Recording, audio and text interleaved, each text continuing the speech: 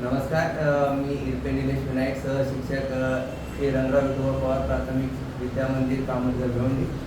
आज मी तुम्हाला स्त्री पुरुष समानता व त्यांच्यामध्ये लिंग गुणोत्तर यामधली तफावत या विषयावर मी तुमच्याशी थोडं काही संवाद साधणार आहे. तर मी तुम्हाला एक चित्र दाखवतो. या चित्रामध्ये आपल्याला दिसतंय की स्त्रियांचं प्रमाण हे पुरुषांच्या मानाने खूप कमी आहे. याला अशी विविध कारणे आहेत. त्या कारणांचा आणि त्यावर उपायाचा आज आपण यामध्ये विचार करणार आहोत. आपण बघू शकता की या चित्रामध्ये स्त्रियांची संख्या अत्यंत नगण्य आहे. या तराजूच्या माध्यमाने आपल्याला असं दिसतंय की पुरुषांचा प्रमाण हे स्त्रियांपेक्षा खूप जास्त आहे. त्यामुळे आपल्या समाजाचं लिंग गुणोत्तर प्रमाणे बदलत चाललंय आणि त्याचा असमतोल निर्माण झालाय. तर स्त्री पुरुषांच्या प्रमाणात असलेली तफावत असल्याचं पहिलं कारण आहे पुरुष प्रधान संस्कृती. आपल्या संस्कृतीमध्ये पुरुष हाच मुख्य म्हणून मानलं जातं, स्त्रियांना त्यामध्ये दुय्यम स्थान दिलं जातं. त्यामुळे हा एक कुठेतरी त्याचं कारण आहे ज्यामध्ये आपल्याला काय वाटतंय, स्त्री आणि पुरुषांचं प्रमाण हे असमान आहे. दुसरं कारण आहे वंशाचा दिवा. मुलगा हाच वंशाचा दिवा म्हणून मुलीच्या जन्माच्या वेळी त्यामध्ये आपण काय भेदभाव करतो आणि वंशाचा दिवा हे एक कारण आहे. दुसरं आहे विज्ञानाचा दुरुपयोग. मुलगा आहे की मुलगी आहे हे तपासण्यासाठी विज्ञानाचा वापर केला जातो, सोनोग्राफी केली जाते आणि त्यामध्ये मुलीचं भ्रूण असेल तिथे मुलीचं भ्रूण हे टाळलं जातं आणि मुलाच्या जन्मासाठी आग्रह धरला जातो. दुसरं हुंडा प्रथा.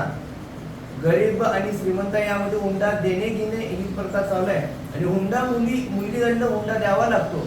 यासाठी पालकामध्ये किंवा लोकांमध्ये मुलीचा जन्म हा होऊ दिला जात नाही.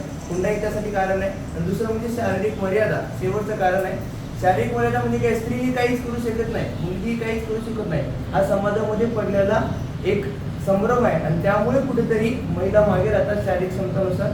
तर पुरुष प्रधान संस्कृती, वंशाचा दिवा, विज्ञानाचा दुरुपयोग, हुंडा प्रतिबंध आणि शारीरिक मर्यादा हे काही कारणे आहेत आणि त्यावरती उपाय पण आपल्याला करायला पाहिजे.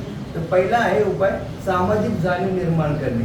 समाजामध्ये आपण स्त्री पुरुष यामध्ये जर सामाजिक जाणीव निर्माण केली तर स्त्री पुरुषांमधल्या या गुणोत्तराची जी तफावत आहे ती अत्यंत कमी होण्यास मदत होईल.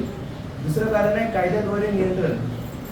विज्ञानाचा दुरुपयोग करून जे लोक स्त्री भ्रूण हत्या करतात तर त्यावर कायद्याद्वारे जर नियंत्रण ठेवलं तर हे गुणोत्तर कुठे समतोल किंवा समान होण्यास मदत होईल.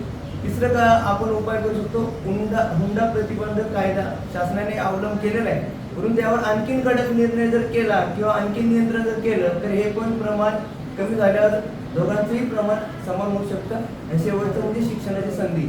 मुलांच्या बरोबर देखील मुलींना शिक्षणाची समान संधी दिली तर समाजामध्ये सामाजिक जाणीव निर्माण होऊन स्त्री आणि पुरुष यांचं गुणोत्तर प्रमाण किंवा लिंग गुणोत्तर प्रमाण समान होण्यास मदत होईल. धन्यवाद.